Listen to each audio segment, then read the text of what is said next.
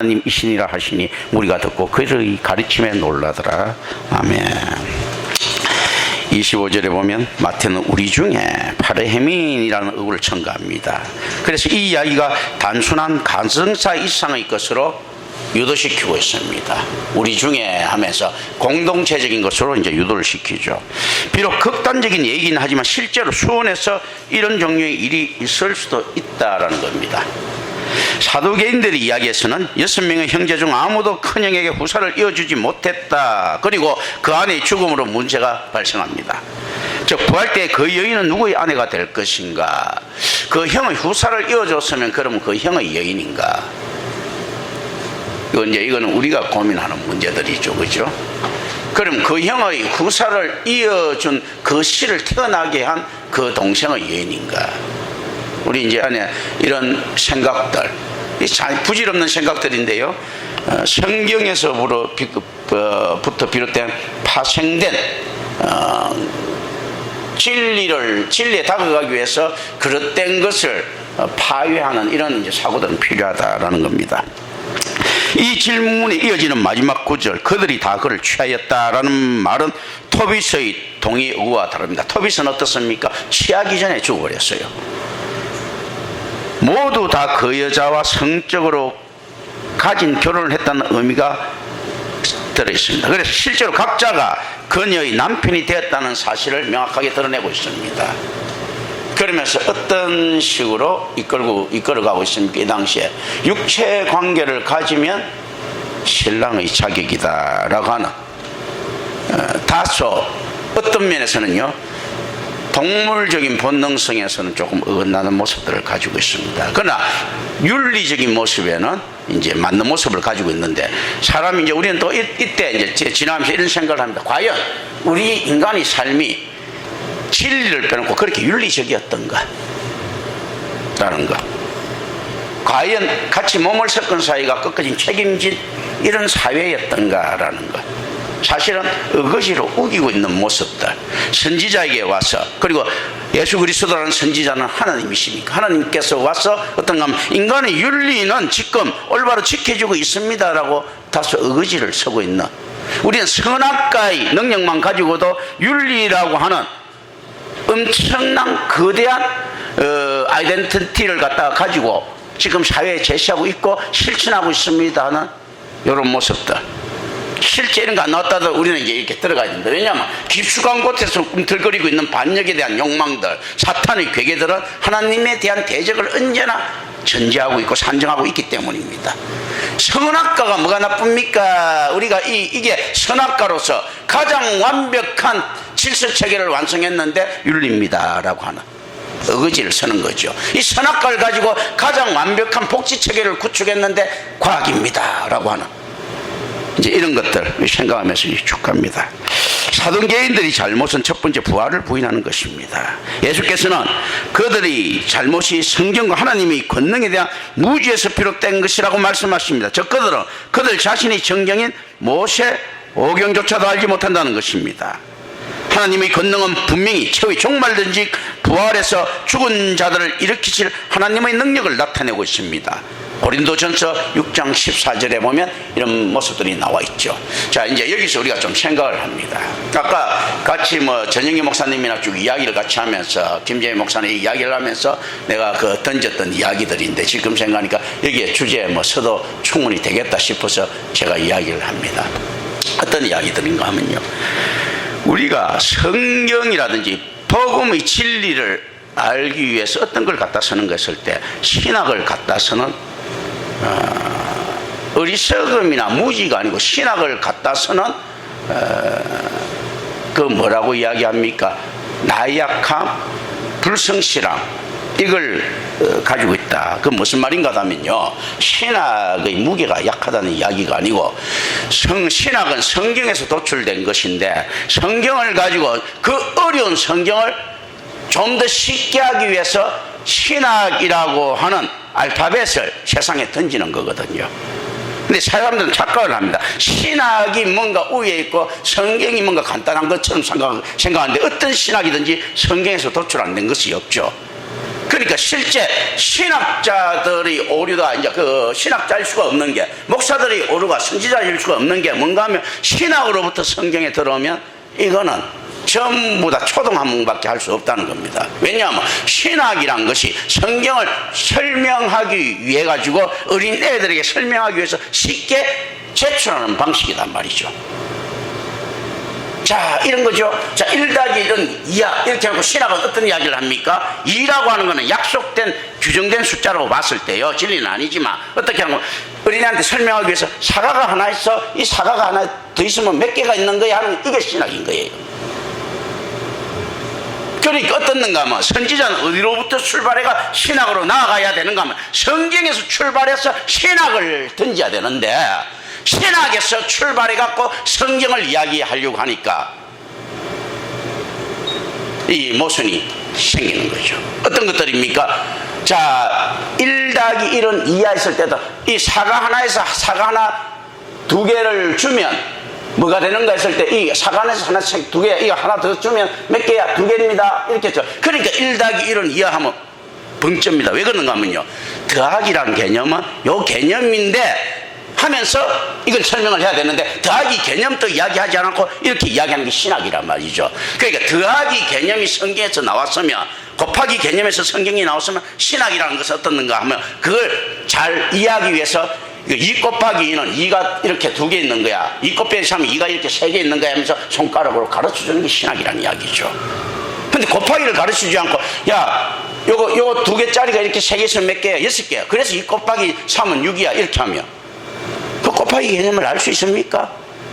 곱하기라는 것이 있는데 이렇다 하고 이렇게 나와줘야 되는 것들이거든요. 그러니까 실제로 많은 사람들이 자기도 모르는 성경을 가지고 성경을 알지를 못하니까 어떤 경우는 신학으로 도배를 합니다. 그러니까 초등학문이죠. ABC를 가지고 토익을 보는 이런 형태를 가지고 있습니다. 성경에서 그런데 신학으로 도출해 나가는 것은 실로 불가능한 작업입니다. 인간에게 있어서는 은혜 받은 자만 할 수 있는 특권입니다. 그런 거거든요. 그래서 임마누엘 교회 설교를 한번 자세히 들어보십시오. 전부 다 성경에서 도출됩니다. 그러면서 그 모든 신학을 총망라하고 있습니다. 신학에서부터 출발하면요, 하나님이 절대주권하면 하나님이 절대주권 사상에 대한 그 카테고리를 가지고 이야기를 해야 되지만, 성경에서 출발하면 어떻습니까? 자연스럽게 절대주권 사상과 전적인 타락과 모든 있지 않습니까? 그 신학적 용어들이 다 포함될 수밖에 없습니다. 그러니까 사실은 신학으로부터 성경을 출판하면 어떻습니까? 성경이 파편화되죠. 성경에서부터 신학으로 들어가면요, 자연스럽게 흐름입니다. 세상과 교제하는 방식들이거든요. 이런 모습들을 우리는 생각해 볼 필요가 있습니다. 이런 의미에서 많은 사람들이 착각하고 있는 여러 가지 이야기들을 했습니다. 어떤 이야기들인가 하면, 자, 지금 많은 사람 자기 아티스트라고 생각하는 사람들이 착각들이라든지 이런 이야기를 제가 했어요. 묘한 걸 제가 이야기를 할게요. 자, 우리가 보통 보면 예술가의 혼이라든지 작가의 혼이라든지 정직한 정치가의 모습이라든지 이런 모습을 이야기할 때요, 그러면서 세상을 초탈한 그 도인의 모습, 그리고 세상을 초탈한 현자의 모습이라든지 세상과 불의와 타협하지 않고 깨끗하게 살아가는 청백리의 모습들 이야기를 쭉 했을 때 우리는 잘못된 환상 속에 무너져 가고 있다라는 것입니다. 어떤 것들인가 하면요, 자, 첨부에 예술가를 한번 이야기해 볼까? 이런 이야기를 하죠. 아유, 예술가 하면 우리가 이미지가 옛날에 위대한 예술가가 되기 위해서 가난하다라는 이미지를 가지고 있는데, 이건 우리가 속고 있는 거죠. 어떤 위대한 예술가가 실제로 가난했는가? 어떤 위대한 음악가가 가난했는가? 없었습니다. 그런데 어떻게 했는가 하면 자기가 좀 나아 보려고 세상과 내가 타협을 안 하는 모습 보이려고, 아유, 나는 참 궁핍하지만 음악만 있으면 좋아하는 성공한 아티스트 이야기들이 세상의 물결처럼 퍼집니다. 그리고 난 다음에 전부 다 어떻는가 하면 손가락 빨고 있지 않습니까? 노숙자처럼 사는 게 아티스트와 이 아티스트의 삶처럼 이렇게 여겨졌습니다. 그런데 한번 생각해 보십시오. 성공하지 않는 아티스트의 작품이 어떻게 세상에 알려집니까? 그 묻힌 작품이 아니에요.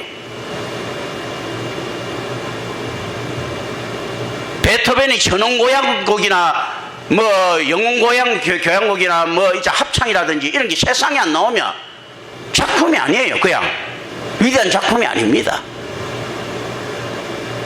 비발디의 사계가 세상에 안 나오면 그 우아한 작품이 아니에요.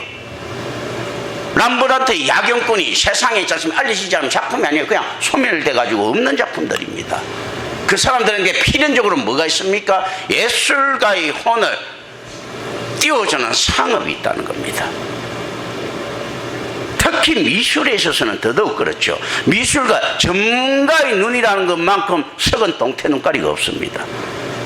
책임 없는 이야기를 하죠. 많은 전문가 미술가 미술평론가들이 이렇게 이야기하지 않습니까? 그 전혀 인정 안 해줬던 작품이 그 사람 사후에 인정받았다. 얼마나 무책임한 이야기들입니까? 그 오리를 지금도 계속 반복하고 있잖아. 죽고 난 다음에 알려졌다. 그럼 그 당시에 그 당시에 알아야 전문가지. 근데 죽고 난 다음에 알리시는 이 모습들이 묘합니다. 어떻게 알리십니까? 그 작품에 대해서는 애매합니다. 누구든지 어떤 장사꾼이 올리느냐에 따라서 달려있는데 가난한 작가들이 알려질 때는 이유가 있어요. 스토리텔링이 있는 놈들, 돈이 되는 놈들만 알려진다는 이야기입니다. 예를 들어 아메데오 모딜리안이라는 작가가 있습니다. 목이 긴 거리 쭉 지르는 거 있지 않습니까? 이 모딜리안의 작품인데 이 친구가 보면 잔느라는 여자와 내가 알기로는 결혼을 하는데 너무 오래돼서 근데 정확할 겁니다. 내가 한 10대 때 이제 알은 거라서 좀 그런데 잔느라는 여자하고 결혼하는데 잔느 집안에서 반대를 하는 거예요. 잔느는 좀 잘 배웠고 유복한 집안이고는 가난한 하가니까 막 반대를 하니까 어쨌든 그런데 결혼을 해서 둘이 사랑을 해갖고 그런데 결국 세느강에서 둘 다 투신 자살을 합니다. 스토리가 있죠. 모딜리아가 죽고 난 다음에 이 작품이 유명해집니다. 왜냐하면 스토리텔링 때문에. 그거 뭔가 하면 세상을 향한 성실성을 이야기합니다. 세상 것들은 어느 작가든지 나태하고 무기력하고 자기 있지 않습니까? 그거 나르시즘에 빠지는 작가들이 성공한 예는 없습니다. 어떤 건 끊임없이 탐욕스럽게 세상에 상업 마케팅을 한 놈이 예술론을 가진 작가라고 이름 나 있는 겁니다. 피카소 같이. 얼마나 맨날 보면 바람 피우고 맨날 그 파티 조각 하는 놈이 언제 그렇게 있지 않습니까? 그 대작을 그리려고 그 안에서 앞에서 있었겠습니까? 언론이 나타날 때마다 자기는 작품 안에 서갖고 폼 잡고 있었던 겁니다. 그런 것들이거든. 다빈치처럼. 다빈치가 이야기한 최후의 만찬에도 많은 스토리텔링이 있지 않습니까? 이런 이야기를 하죠. 최후의 만찬에 예수님의 모델을 찾기 위해서 몇 년이 걸렸고 일설들 있지 않습니까? 다빈치. 그리고 가룟 유다의 모델을 찾기 위해서도 몇 년이 걸렸다. 왜냐하면 예수님같이 착하고 선한 사람의 모델을 찾는데 얼마나 힘들었던지. 그래서 자기가 생각을 했다. 땅의 소산을 먹고 사는 위대한 사람을 찾아 그 땅의 소산을 먹는 가장 때묻지 않은 사람을 찾는데 그래서 농부에게서부터 찾은 결국 내가 예수님과 같이 가장 닮은 만한 이미지를 가진 사람을 발견했다. 그리고 그 사람을 모델로 그렸다. 그런데 이제는 가룟 유다가 문제다. 예수님을 속일 정도로도 이렇게 들어오는 그러면서도 그 안에 사악함이 가득하고 마귀의 지배를 받는 이 가룟 유다를 어떻게 찾을 것인가 또 몇 년을 찾아 헤맸다. 그러다가 결국은 어떤가 하면 사람을 죽인 살인마라든지 인륜을 배반한 이 범죄자에게서 찾기로 해서 수없이 많은 감옥을 가는 순간에 내가 이 사람이 딱 가룟 유다다 이렇게 해갖고 찾아냈다. 몇 년. 자기 성실성이잖아. 돌아다니잖아. 지금 그 이야기 하는 거예요. 그리고 난 다음에 어떻습니까? 얼마나 집요한 성실성입니까? 감옥까지도 돈을 줘가지고 볼 정도로 모델을 삼을 정도로. 그리고 가룟 유다의 그림을 다 그리고 난 다음에 어떻게 하는가 하면 돌았을 때 그 가룟 유다의 모델을 한 그 사형수가 묻더라. 어떻게 묻는가 하면 혹시 선생님 저를 모르시겠습니까? 글쎄요. 근데 희미한 가운데 기억에 오르는 기억이 있더라. 혹시나 했는데 예, 제가 바로 예수의 모델을 한 그 사람입니다. 인간의 이중성을 이야기하고 있다. 그러면서 다빈치는 이 작품이 대작이 될 줄 알았다. 맞는지 어디까지가 진짜인지 몰라도 스토리텔링이잖아. 이 보세요. 다빈치가 진짜 그랬다 하더라도 진짜 예술론 같으면 그런 이야기 할 필요가 없어요. 왜냐하면 그 이야기를 던지는 순간에 사람들은 편견을 가지고 그 작품을 보게 돼 있거든. 진짜 예술론은 있는 그대로 작품을 봐주게 그 이야기를 할 필요가 없는데 그 이야기를 한단 말이죠. 또 어떻게 이야기합니까? 친구들을 불러 모아가고 최후의 작품 만찬을 만들어 놓고 하면 이 작품이 어떠냐, 와, 너무 뛰어나다. 저 포도주는 진짜 포도주 같다 하니까 그걸 쫙 찢어버려. 외치는 겁니다. 예수 그리스도의 사랑이 나타나야 될 자리에 포도주가 돋보인다는 거는 내 의도가 아니다 하면서 연출이잖아, 연출력. 그 내가 볼 때는 그 질문한 놈들이나 이거 전부 다 짜고 치는 고스톱일 확률이 꽤 높습니다. 그런 것들이거든. 이제 이런 스토리텔링들, 이런 게 만들어내는 이 세상적인 성실성을 가지고 있어야 되는 거예요. 천재적인 마이클 조던과 같은 농구선수가 되기 위해서는 타고난 재능의 이야기가 아니고요, 하루에 1000바퀴씩 100바퀴씩 운동장을 돌 수 있는 끊임없이 단순 작업을 반복해야 되는 거예요. 천재는 독창적이다, 뭔가 그래서 자유로운 영혼으로 나와둬야 된다. 천재가 되기 위해서는 어떻습니까? 끊임없이 단순하지 않습니까? 단순한 작업을 계속 해야 됩니다. 그림을 그리더라도 계속 한 선을 계속 꺼야 되고 수천만 번씩. 붓글씨를 그리더라도 역시 마찬가지인 거예요, 사실은. 그런데 예술혼이라는 게 웃긴 거지요. 내가 뭐 아까도 그 이야기를 했지만 추사 김정희 같은 경우도 추사체는 내가 볼 땐 최고예요, 최고. 뭐 왕이지나 뭐 이제 뭐 이런 거하고 비교 안 될 정도로 제가 제 입장에서 볼 땐 최고는 맞습니다. 근데 그 금성문의 대가라고 하죠. 그 금성문이라는 자체가 정말 예술로 볼 수 있습니까? 돌에다가 옛날에 그들이 명가들의 글을 갖다가 조각한 건데, 자, 그러면서 이런 이야기를 하죠. 붓을 적을 때 붓끝에 미시한 솜털 하나가 주는 핵의 아름다움 이야기하죠. 아니, 금성문 그거 조각해놨는데 그 핵이 어디 있어? 뻥이잖아. 만들어냈던 작품이잖아요.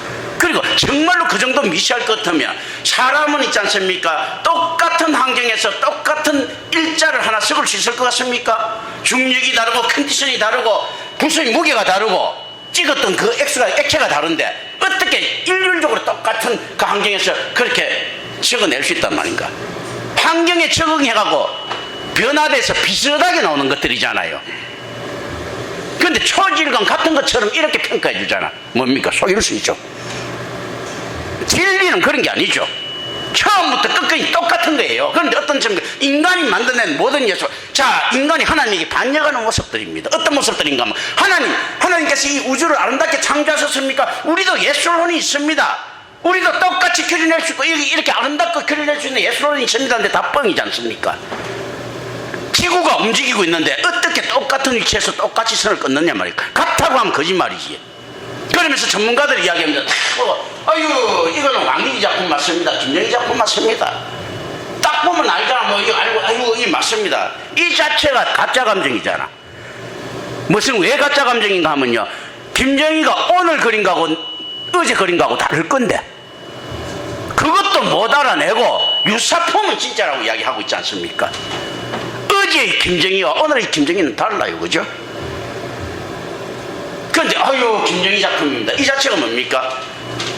완전히 그 뭐 같아가고 같아서 인정해 주는 것이 아니고 비슷하면 우리 진리로 갑시다라는 겁니다. 그런데 하나님의 법칙은 그렇지 않습니다. 아닌 것은, 비슷한 것은 완전히 다르다.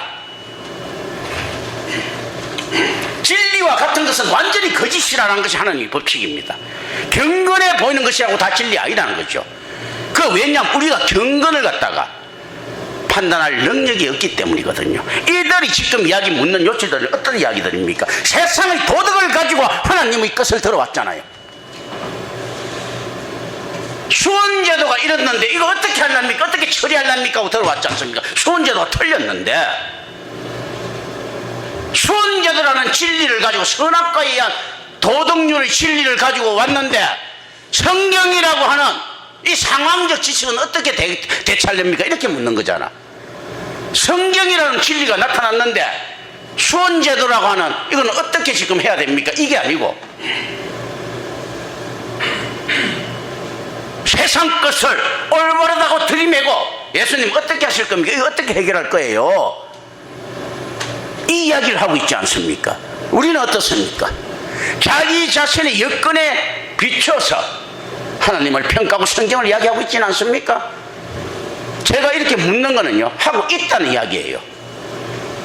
그렇지 않겠습니까? 이런 것들, 이런 오해에서 우리는 벗어날 수 있어야 된다.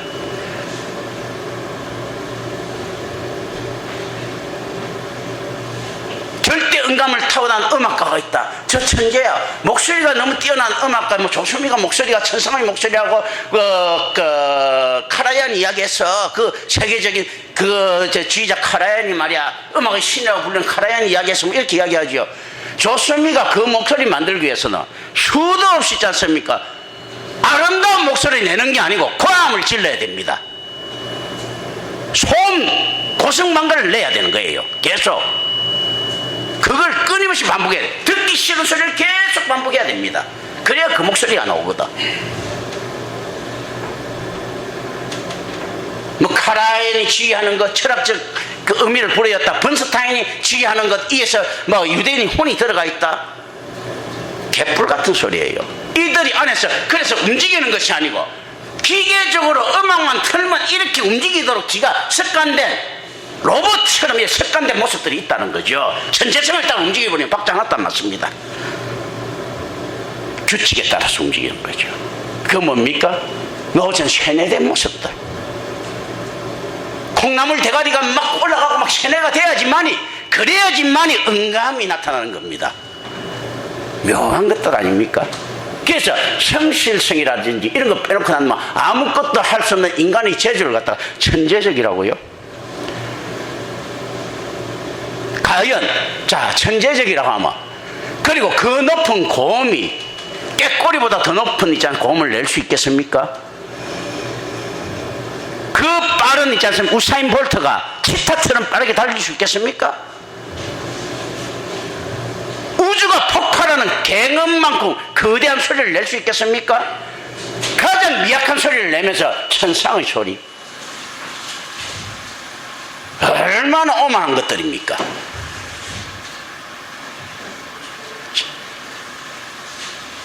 번개처럼 빠른 사나이, 말도 안 되는 소리죠.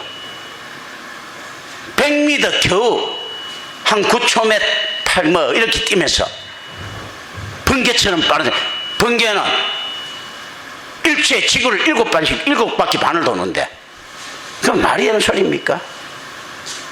이런 것들, 극저음의 소리들, 이거 지금 가장 거대한 굉음이 지구 주위에 울리고 있는데 우리 귀에 안 들린다는 사실을 알죠. 과학적으로도 이야기합니다.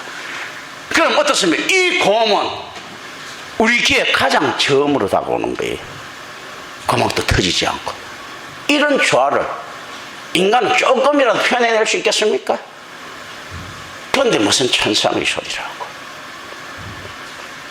자연이 조화를 이루어가지고 벼락이 떨어지고 천둥이 치는 소리 보고 두려워 떠는 사람들이, 그 아름다운 하모니를 못 느끼는 사람들이, 그게 얼마나 아름다운 하모니입니까? 태풍이 몰아칠 때 얼마나 아름다운 하모니예요. 태풍이 몰아치고 벼락이 칠 때 어떻습니까? 만물이 생성되고 있잖아요. 안에서 신진대사가 일어나는 이런 소리들이잖아. 이 생명의 소리가 두려운데, 그렇지 않겠습니까?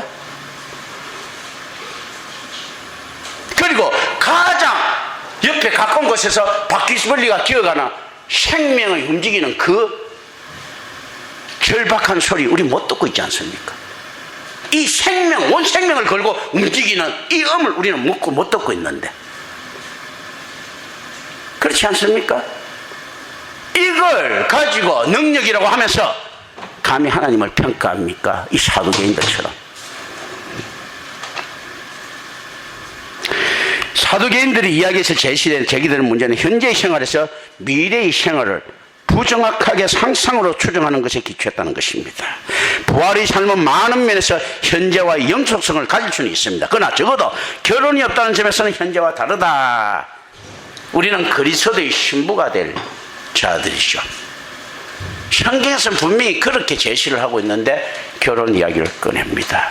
물론 이 사람들은 구약을 믿었으니까 그렇지 않을 수 있다라고 이야기를 하지만, 실제 구약에서도 그런 모습들은 얼마든지 많이 표출되어 있습니다. 그러니까 이놈들이 허접다는 신학 가지고 도덕 가지고 지금 들어오는데요, 구약에서 이야기하는 성경으로부터 발생되어 나오는 신학의 목소리는 전혀 듣지 못하는 그런 무능력한 놈들이라는 겁니다. 여기서 예수님의 대답은 분명히 초자연적인 지식에 의존되어 있습니다. 마지막 구절, 하늘에 있는 천사들과 같아 라는 말씀은 우리가 천사와 같아진다고 해석해서는 안 됩니다. 여기서 주장하는 유일한 한 가지 취지는 결혼에 가난한 인간은 천사와 같이 결혼하지 않는다는 것입니다. 그 천사를 보고 결혼을 하지 않고 자녀를 낳지 않는데도 그 종족이 보존되어 있고 그 피조물의 거룩함이 보존되어 있는 이 모습을 우리는 그릴 수 있어야 됩니다. 우리는 천사보다도 더 성귀해야 될 존재죠. 우리는 천국에 갔을 때 천사와 같이 되는 것이 아니고 그리스도와 같이 된다라고 하는 것이 우리 고백이죠. 이렇게 이 주제에 대한 권위 있는 선언으로 사두개인들이 제기한 문제를 해결하신 다음 예수님께서는 부활의 실제에 관한 근본적인 논쟁으로 되돌아가십니다.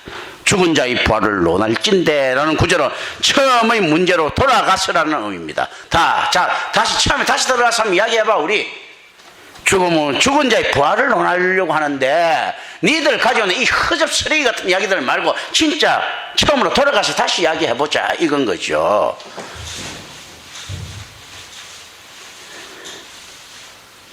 아브라함과 이삭과 야곱이 죽은 지 오랜 후에 하나님께서는 모세에게 족장들의 하나님으로 자신을 계시하셨습니다. 이 말씀은 그 족장들이 여전히 살아있음을 함축적으로 암시합니다. 왜냐하면 하나님께서는 죽은 자의 하나님이실 수 없고 오직 산자의 하나님이시기 때문입니다.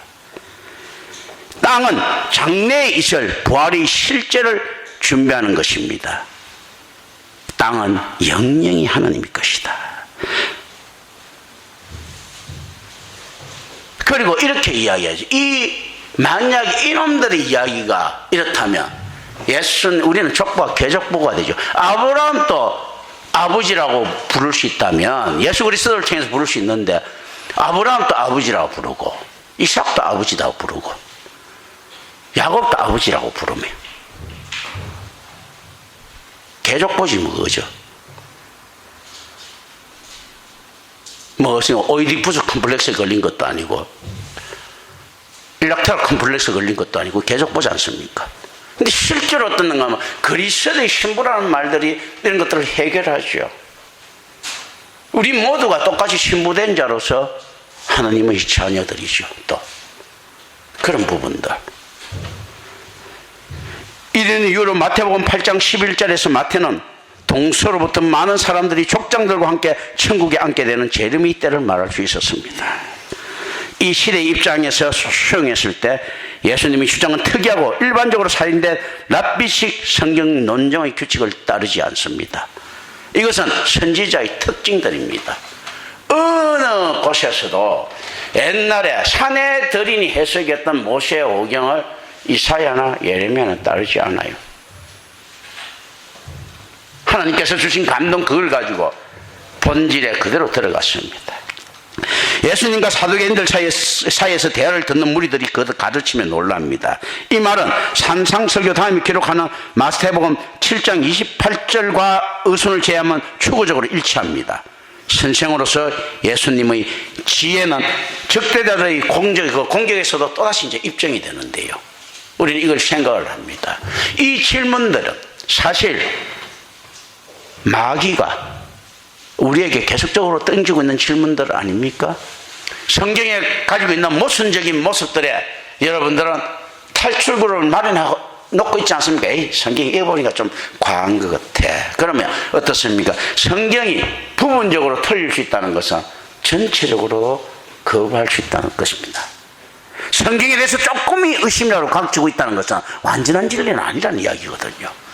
그렇다면 돌파구는 마련됩니다. 어떻게 된 거? 에이, 막 꼭 그렇게 믿을 필요가 있나? 성경이 좋은 책이긴 하지만 거기에 대해서 하나님께서는 이렇게 하지는 않으실 거야 하면서 무엇을 부여합니까? 성경의 선악과에 대한 능력보다 조금 떨어진 하나님의 지혜를 이야기하면서 하나님이 우리보다 한 6개, 하나님의 지혜가 한 6대, 인간이 선악과의 지혜가 4 정도, 심지어 뭐 9대 1 돼도 상관이 없습니다. 1 정도는 빠져나갈 수 있지 않느냐 하면서 그 1을 아주 큰 1로 가져가는 거죠. 내가 그래 온몸을 다해 하나님을 사랑할 거야. 그런데 나는 내 새끼, 내 재산, 이 모든 것을 이거 아주 작은 부분 내가 양보할 수 없어. 이거는 안 해도 봐줄 거야. 왜냐하면 이거 세상 물질은 적은 것 아니야. 그리고 인간관계들 작은 것 아니야. 그러면 그 모든 것에 비해서 0.0001%도 안 되는데 하면서 얼마든지 이혈령 비혈령 할 수 있잖아요. 아, 이거 내 명예. 그래, 하나님 볼 때 명예 아무것도 알 거 아니야. 그래, 하나님 뭐 다 가진 부자인데 뭐 나한테 재산 좀 주고 명예 좀 주고 이게 뭐 그 안에서 뭐 무한대분의 일인데 이게 뭐 신경이나 쓰시겠어. 그러니까 요 정도는 이거 어기고 하나님께서 99나 하나님 따르겠습니다. 나머지 그 일을 갖다가 제가 하는데 이거는 자기 전체 안에서 이익되는 거다. 이렇게 만들 수가 있죠. 우리 인간들이 그렇게 살아가고 있지 않습니까? 그래, 내가 이게 말이야 효도하는 길인데 하나님께서 막으시겠어. 교회도 중요하지만 근본 없는 자식이 어디 있어. 부모님 생각해야지. 이런 거 내가 자녀에 대한 책임도 하나님께서 주신 거 아니겠어? 왜 그 하나님께서 뭐 이렇게 주셨겠어? 그러니까 이놈 내가 잘 돌봐야지. 내가 교회를 좀 안에서 좀 무시하고 소홀을 하더라도 내 앞에 또 가까운 곳에서부터 먼 곳까지 가는 것이 그게 사랑의 모습이라고 하는데, 그래 가장 가까운 곳에 그게 말이야 내 부모 내 형제들인데 이게부터 해야 되지 않겠느냐 하는데 성경이 그렇게 이야기합니까? 가장 가까운 곳은 누구라고 이야기합니까? 예수 그리스도 신앙이시. 그리고 누구라고 이야기합니까? 교회. 그런데 우리가 이제 정하는 거죠. 아유, 이런 쪽으로 가장 가까운 것은 뭡니까? 내 새끼, 내 남편, 내 부모, 이런 것들이 내 그 마누라 이런 거죠. 그거는 무슨 이깁니까? 우리 안에 도덕률에 기초한 것이지 성경률에 기초한 것은 전혀 아닙니다. 성경에는 누가 내 형제고 누가 내 부모냐? 하나님을 믿는 그자가 내 형제고 내 부모다 하는데 그거는 에이 말이 그렇지 뜻이 그렇느냐 이렇게 넘기죠. 자기한테 유리한 것은 다 받아들이죠. 너는 내게 부르짖으라 하니까 막 부르짖고 그걸 크게 해갖고 뭐 주소서 하고 있죠. 그런 건 갖다 쓰죠. 그런데 실제로 한번 생각해 볼까요? 너는 내게 부르짖으라 하는 것이 기복신앙을 이야기하는 것입니까? 부르짖는다는 것은 어떤가 하면 절망 중에 빠지는 자기 상태가 들어가 있는 거잖아요. 실제로 말로 기도의 모습이 아니고 자기 온 몸으로 하나님께 헌신된 그 상태가 더 크지 않습니까? 비참에 빠진 그 상태. 내가 하나님을 열심히 믿었더니 정말 이 세상이 안 풀리더라. 내가 망하게 생겼어요 하는 이게 부르짖음이잖아요. 이게. 그래도 내가 다른 데로 빠질 마음은 없습니다. 내가 그냥 하나님을 벗어날 마음은 없고요. 괴롭습니다 하면서 온몸으로 헌신하는 이게 부르짖음이잖아. 상달되는 기도 아닙니까 이게? 부르짖으다 했다가 아유 우리 딸 우리 아들 서울대 가게 해주세요 부르짖는다고 기독교에 들어가고 이런 건 아니잖아요. 부르짖는다는 것은 절박함이 들어가 있잖아. 산상수는 절박함, 전인적인 절박함이 들어가 있잖아요. 그건 뭔가 하면 말로 표현할 수 없는 거예요. 정말 절박해 보세요. 말 너무 아픈 아 소리도 안 난다지. 정말 절박한데 어떻게 말로 표현할 수 있어요? 할 수밖에 없지. 고통으로 라이 하는 거, 비트는 거, 이 라이 하는 거밖에 없지요. 온몸을 비트는 있지 않습니까? 이거 부르짖음이지. 너는 내게 부르짖으라 했으니까 주소서 뭐 어쩌고 막 하면서 기복신앙을 전당시키는 이게 부르짖음입니까? 부르짖으라 하실 때 얼마나 그 상태가 최악의 상태고 자기 몸은 어떻습니까? 부르짖으면 말할 힘도 없는 거예요. 그런 상태였잖아. 죽는 것보다 더한 상태. 이 상태에서 고통스럽게 필그램미지 순례 여정을 수행하고 있는 이 모습들이잖아요. 비틀거리면서 예수 그리스도를 향해 다가가고 있는 것이 부르짖음이죠. 하나님께 더 다가가는 것. 바벨탑을 쌓음으로 하나님께 다가가는 것이 아니고 비틀거리면서 다가가는 그 모습, 부르짖음이잖아요. 우리는 과연 그것을 실천하고 있는가? 그 사랑에 노출되어 있는가? 그 사랑에 수용되어 있는가? 그 상대에 강제적으로 집행되어 있습니까?